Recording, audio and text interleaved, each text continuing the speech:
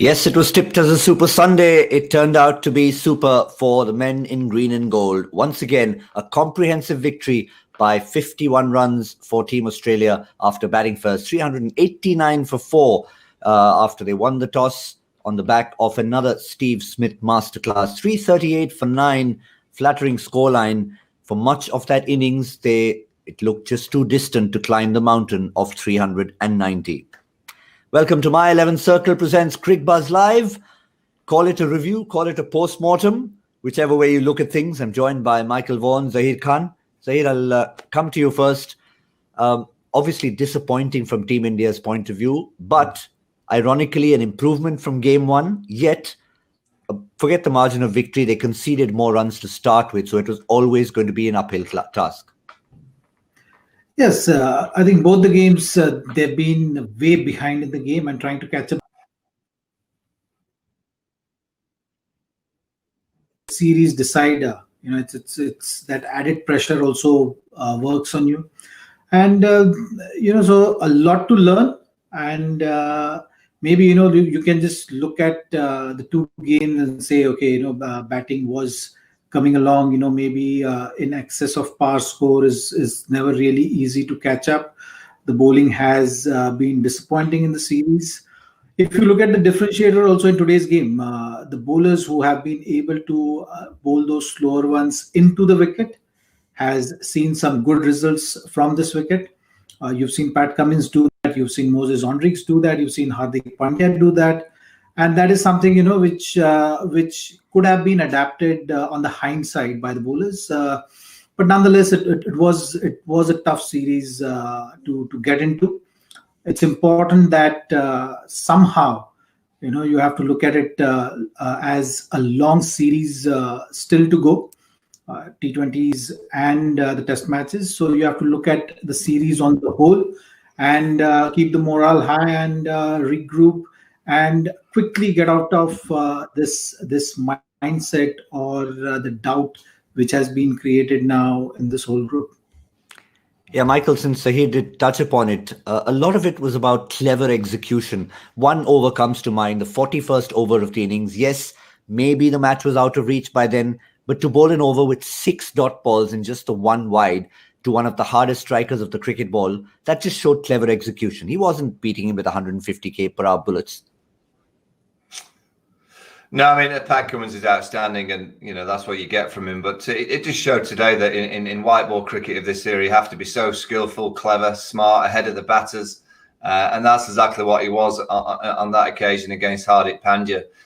India weren't far away with the batting hand. I don't think you can criticise the Indian batting approach at all. I thought they were excellent.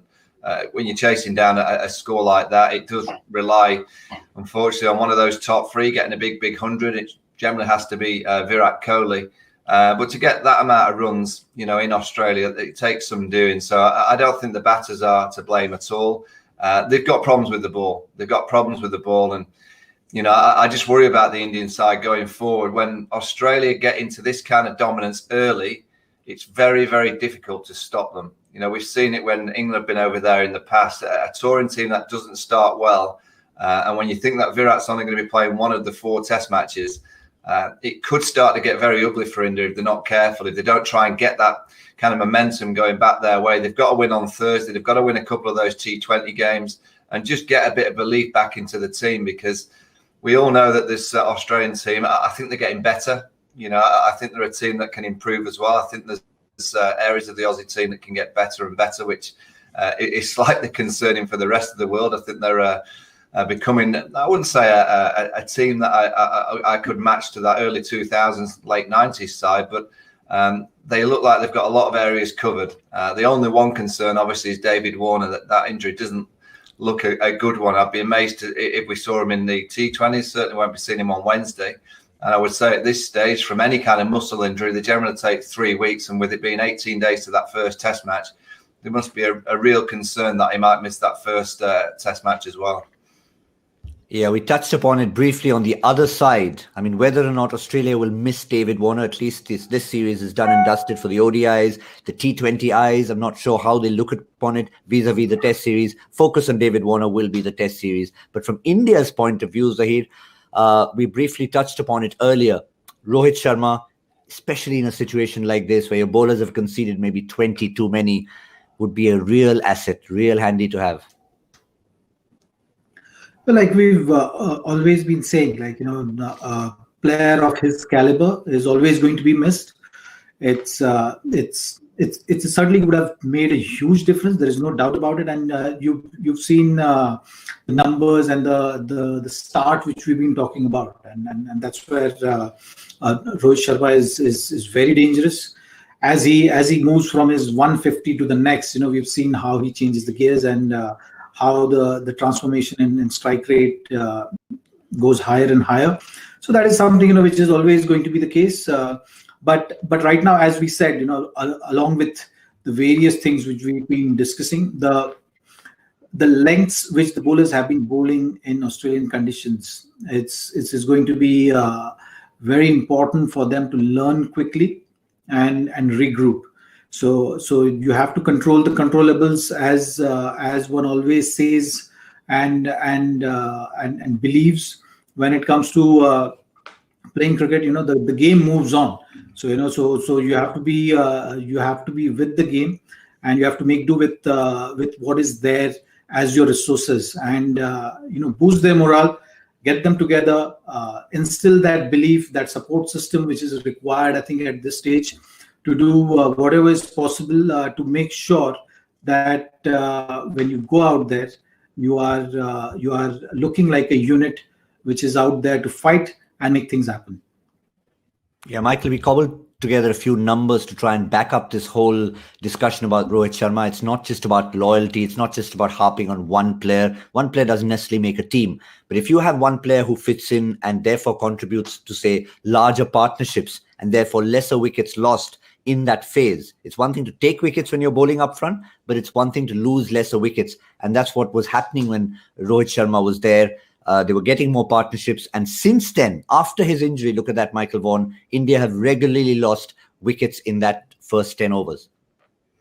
Yeah, I mean, he's world class, and any team's obviously going to miss a player like Rohit Sharma. And it's not just what he brings in terms of the numbers, it's what he brings in terms of the mindset, the intimidation that he throws at the opposing team. Any bowler, and Zach will be the first to admit, if you're running up to bowl to someone like Rohit Sharma, you're intimidated, because you know that you could be dismantled, he could hit you around the park, could embarrass you. That's how good a player he is. So you're bound to miss a player of that quality. Also, he's thinking, I think Rohit Sharma's thinking in one-day cricket. I've been very vocal about Rohit as a one-day captain. I think he's the best in India as a captain in white ball cricket. I think he sees white ball cricket quicker. I think he reacts better to it, but that's for another debate. Any team in the world is going to miss a player of that high class quality. But I don't think it's the batting that's letting India down as we speak. They're bound to miss Rohit, but it's the bowling, the fielding, a little bit of the tactical side of what they're delivering. We've mentioned slower balls of Pat Cummins. The best 4 overs from an Indian perspective was from a surprise in Hardik Pandya. We didn't expect him to bowl, but he bowled the best 4 overs because he changed his pace and he wasn't predictable. I just think India have just become, in the 2 games, and particularly that experienced pair of Shami and Bumrah. You never say this you say it rarely about that pair, but they've become quite predictable in these 2 games. And I think the Australian batsers have found it quite easy to face that pair. One question I have for both of you. Is it fair to judge the Indian batting yet, in the sense that they've obviously delivered, they've scored 300 plus on both occasions. Now, had the roles been reversed, had the toss gone in India's favour, and let's say they chose to bat first and put about 340 on the board, would Australia, Zaheer Khan, have knocked it off with the same ease as they cantered to the runs batting first? I know it's an if and but situation, but just going by the way they played. I mean, that's the reason we always talk about ticking those boxes. And, we're talking about different phases of the game and the areas where the team has been doing well. So you got to play good cricket to win games of cricket. And the balance has to be right. And as I've been hoping for that thing to come from batters, that, at times batters need to bail the bowlers out and the bowlers need to bail batters out. That's how the game goes. But you can't expect it day in, day out. One-off game Yes, understandable. But I think the way Indian bowling attack has gone in this series so far, you look at their lengths, you look at the options they've been taking. Yes, in today's match they tried different angles. They tried to up their intent. All those things were going, but in terms of just getting those lengths right, and that margin of error which you need to just be careful of assessing was a missing factor, and understandably that there was hardly any time in between games to adapt and adjust. But that's one thing which needs to be communicated to each and every bowler in that team, to adapt and adapt quickly, find ways to adapt to the conditions, and things will take care of itself. Yeah, fair point, Michael. Just looking at the same question I'm going to pose to you. Has there been any real advantage in terms of the toss for Australia, or has it just been their dominance?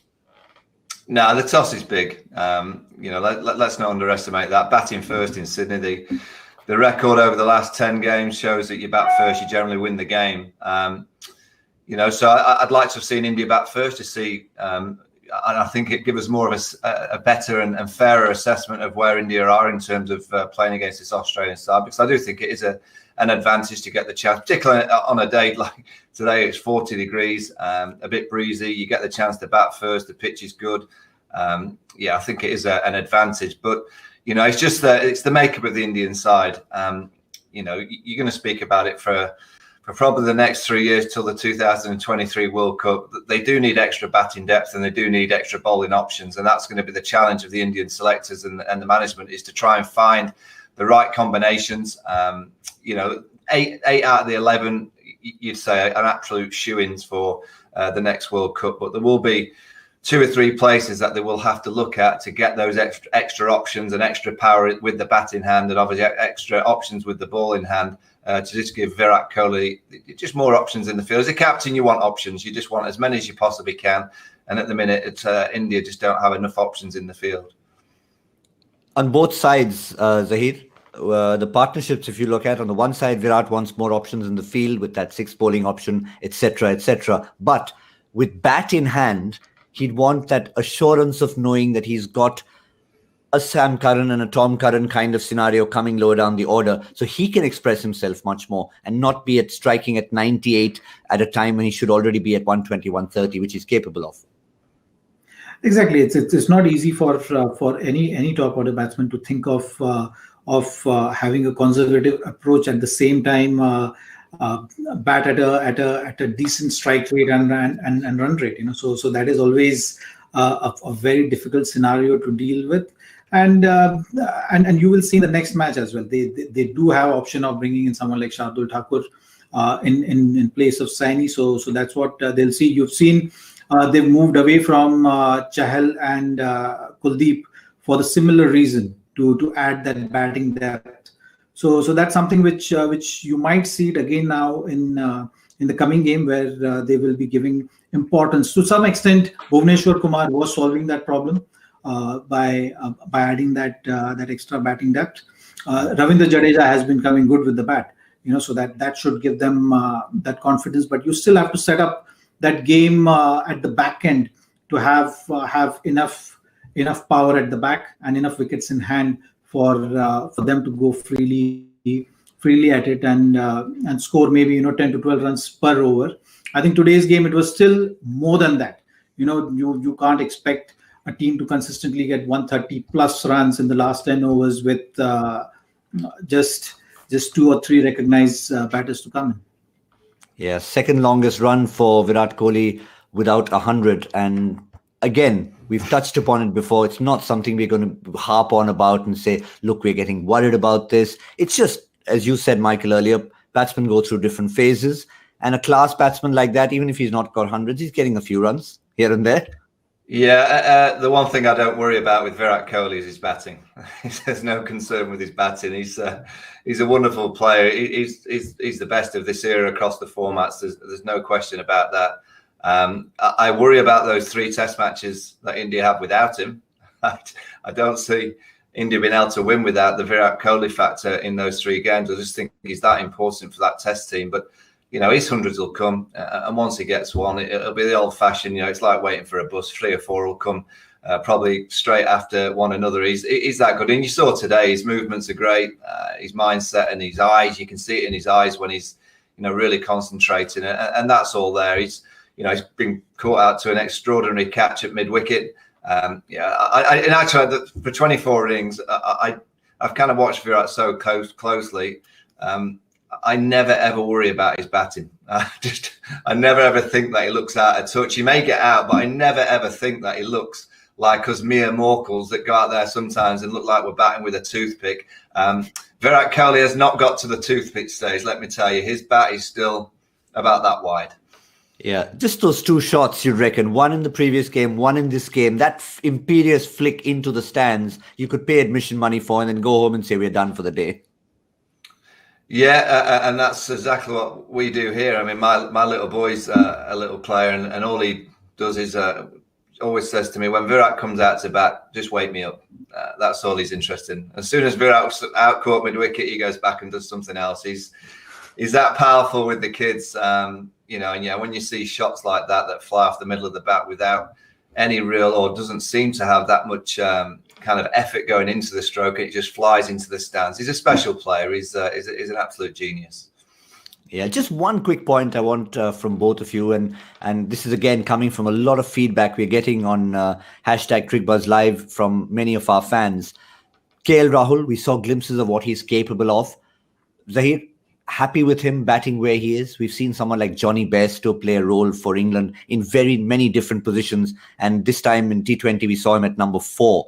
But for KL Rahul, you're starting the number 4 debate again. No. This time I'm not using 4. I'm just saying, would you like to see KL Rahul play an Adam Gilchrist type role at the top of the order, even if he's keeping wickets? But I think because now he's been wicket keeping, I think the conscious effort has been made to give him that little breather before he goes into bat.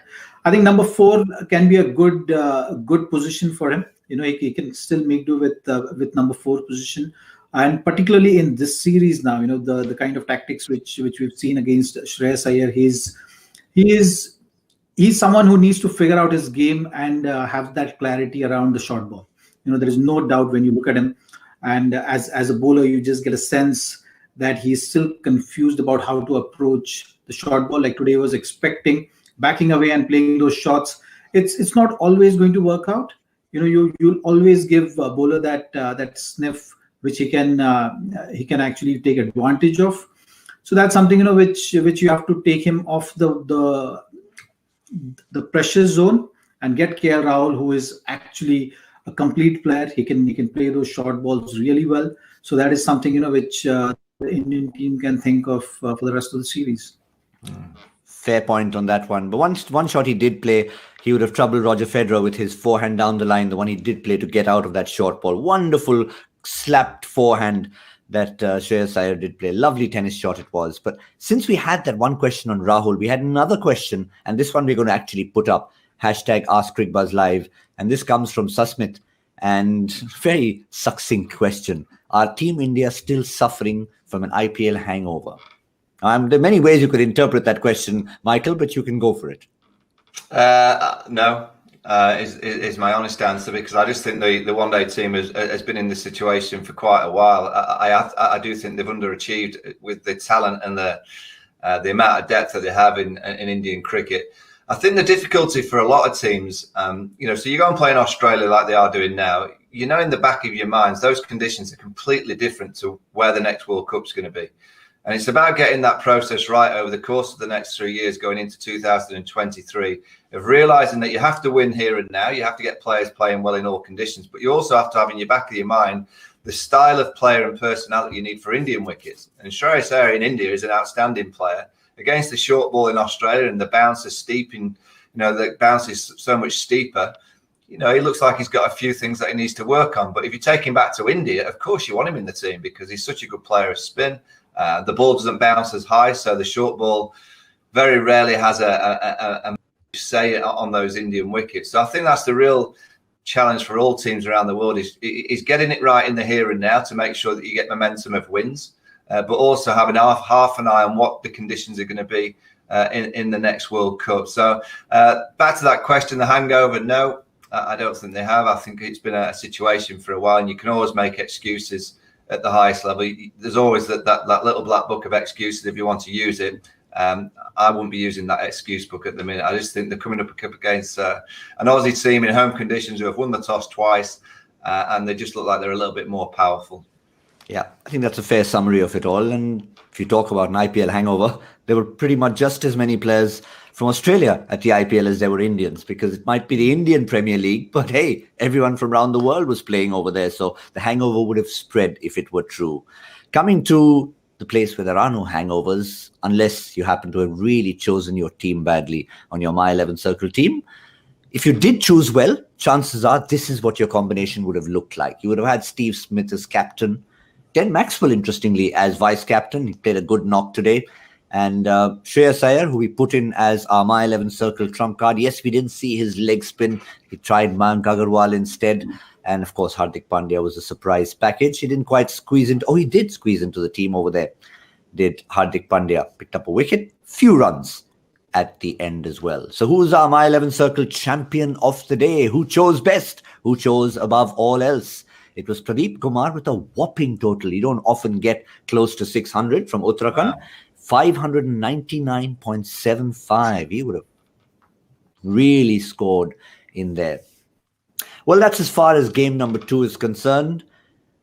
But the series might have gone to Australia. A couple of tosses, yes, but a couple of good performances. Now, this preview for game number 3 is going to be interesting because we do expect changes from both sides. Firstly, it's a different venue. We're going to the Australian capital of Canberra. It's going to be a drive from Sydney. They're still going to be in their bubble. So they just drive down from Sydney into the Australian Capital Territory and into Canberra. Michael, first up, if we look at the Australian team. David Warner's gone. So that's an immediate replacement. What about, say, a Mitchell Starc? You already start thinking, okay, maybe just start giving him a break? No, I'd keep playing him. I think he needs to be bowling. So I'd play Starc again. He's a high class performer. He'll get it right. There's no question about that. So I'd just keep bowling him. I would think that Alex Carey will probably open in the batting, and that maybe allows Cameron Green to come in that middle order. Gives them another bowling option. When you're 2-0 up in a series, why wouldn't you use the opportunity to blood a young player like Cameron Green, who is thought of so highly? That's what I would do. Whether they do that or they don't, we'll have to wait and see. But I would think Carey, he opens in the Big Bash for the Adelaide Strikers. He has done it before for Australia. So I think Carey would go to the top. And I personally would just bring Cameron Green into that middle order. It just gives them a bit of depth, a bit more firepower, because he can crash the ball out of the park as well. But apart from that, the bowlers maybe rest one of Hazelwood and Pat Cummins, particularly Pat Cummins, who has obviously had quite a stretch in the IPL. And just pick any other. Probably Abbott would come in for someone like Pat Cummins, but they'll be confident whatever they do. And I know Warner will be missed because that combination at the top is such a strong one, but I don't think it'll affect them too much. I think they're playing so well and they're full of confidence. Yeah, let's hear from the fast bowler, Zaheer. Justin Langer's already indicated they definitely will look at this over the long summer because some of their fast bowlers obviously play across formats. So you would want to look at each game and see who you can use sparingly. Exactly, but about Mitchell Starc, you got to give him that run. He's clearly looking that he's underbowled, and that is something which will just come in the match scenario. You can try and replicate everything in practices, but the pressure situation which a match scenario brings, you cannot replace that. So from that point of view, I think they would want Mitchell Starc to be ready for the test matches, and more he bowls in the match scenario, better is going to get.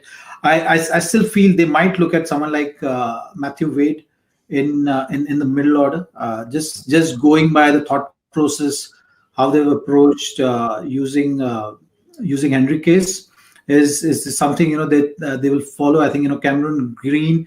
I know Michael really wants him to be there in that playing 11, but looks like the Aussies have a different plan for it. They want to play that waiting game and wait for the right opportunity. Maybe looking at him more like a bowling all-rounder than a batting all-rounder. So I think they will possibly go with Matthew Wade as Warner's replacement. Yeah, that would be an interesting choice to see what actually happens in Canberra. Zaheer, I'll stay with you as we focus on Team India.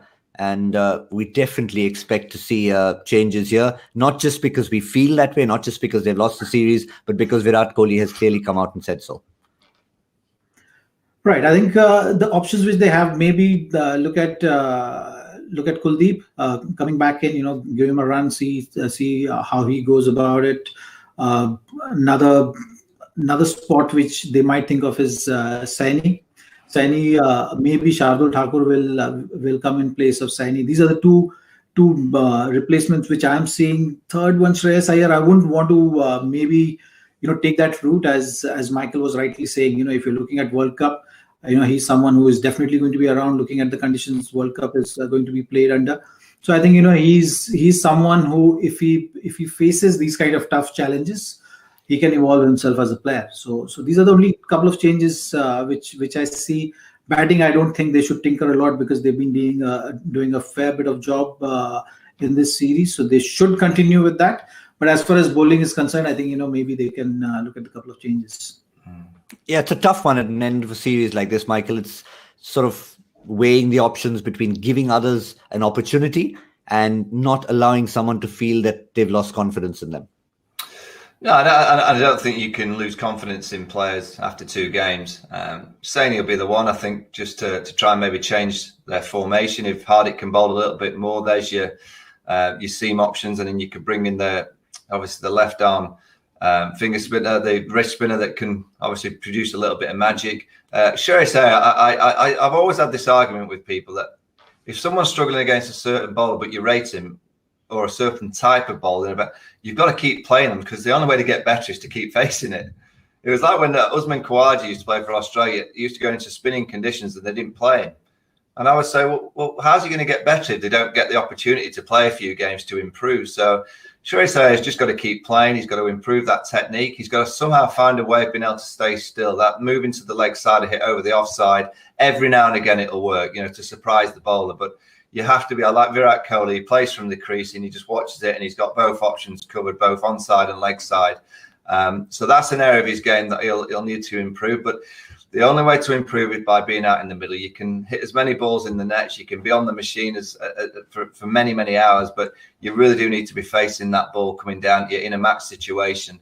And he's clearly got a gift, and he's clearly got an eye. He's just got to work out a technique and probably more of a mental mindset about what he's going to do to that short pitch ball. And, go and sit with Virat Kohli. He's got the best in the world in his dressing room leading him. Go and have a session with Virat to ask him how he faces the short ball, because there's not many who face it as well as Virat Kohli, because he stares at the ball and he looks at the ball to score off first and foremost. And if it's not quite there to hit, he has a technique that can get him out of trouble. But first and foremost, that base of technique, that wide stance he gets himself into with his hands nice and high, he's always looking to try and take it on. If it's not quite there, he's got a good option of getting out of the way. And I think Shreyas Iyer could just take a leaf out of that book. Yeah, I think that's spot on. He did manage to see a couple of Virat specials from 22 yards away, so hopefully he had his eyes peeled. But quick reminder to all of you, Michael Vaughan, not just a renowned captain of England, not just talking technique and masterclass, also very adept at trying to figure out a 15-over score. Because while we've all failed miserably, we haven't forgotten, Michael. The My 11 Circle Badge of Honor has finally been won. And you rightly said India would go a little bit harder, and you were just one run away from the actual score, 97 playing 98. So well done, Michael. Thank you very much. What do I win? Where's my trophy? Checks in the mail. And we can also go to our joy factor question, where people often ask us the same question. We've answered it, right? What do we win? So it's a fair question to ask. There's so many of you answering correctly. It's about fastest finger first. Hashtag Cricbuzz Live. In what way was the opening test match from 2006, the South Africa tour of Sri Lanka, a first in international cricket? Let's go straight to the answer. And the answer is Ashwell Prince became the first non-white to captain South Africa in a test match. Very, very interesting. So this time the check is not in the mail for any of you, ladies and gentlemen, because the check is going right back to Mr. Bhattacharya. He would be on this show jumping up and down and saying, yes, it's come back to me, because it doesn't happen too often. I know Michael and Zaheer will say, well, we don't get his questions all the time. Some toughies that he sets.